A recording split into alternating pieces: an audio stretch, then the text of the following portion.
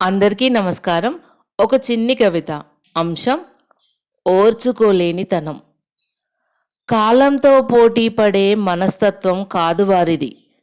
కాలానికే గడియారం పెట్టాలనుకునే అశాంత మనస్కులు. ఈ క్షణమే సత్యమని నమ్మి, క్షణిక భావాలనే శాశ్వతమని భావించి, తరంగంలా వచ్చిన భావోద్వేగానికి తీరమే జీవితం అనుకుంటారు. వేదనను శిక్షగా మార్చి, వేచిచూపును వ్యర్థంగా కొలిచి, మౌనంలో దాగిన బాధను వినలేని చెవులవుతారు.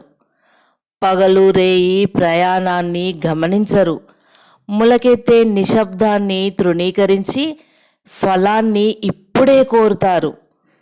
ఓర్పు లేకపోవడం వారి బలహీనత కాదు, అది వారి అవగాహన లేని తొందరపాటుతనం.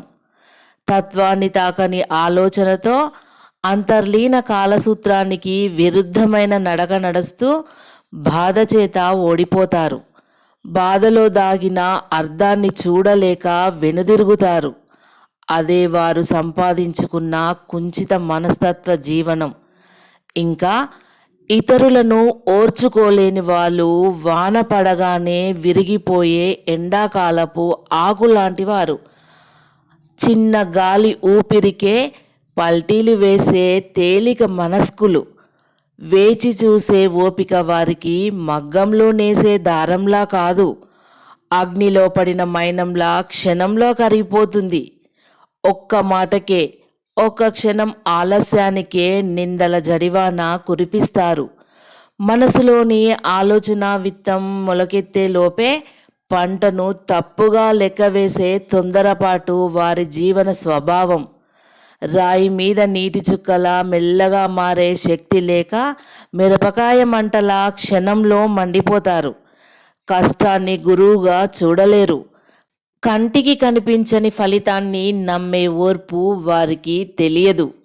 కానీ ఓర్చుకునే మనస్తత్వం గలవారు మాత్రం మట్టిలో విత్తనంలా నిశ్శబ్దంగా ఉండి కాలం వచ్చేసరికి ఆకాశాన్ని తాకే చెట్టవుతారు.